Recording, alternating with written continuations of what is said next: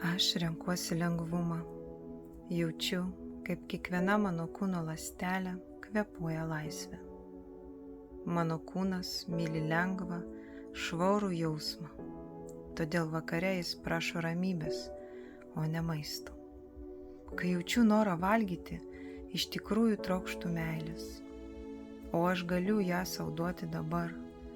Ramybė, švelnių kvėpavimų, šilta arbata, lengva muzika, šokių arba mėgstama veikla. Kiekvieną vakarą mano pasąmonė vis labiau renkasi lengvumą, o ne svorį. Aš esu savo kūno draugė.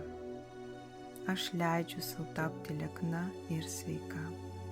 Ramybė ir lengvumas manyje mano tikrasis maistas.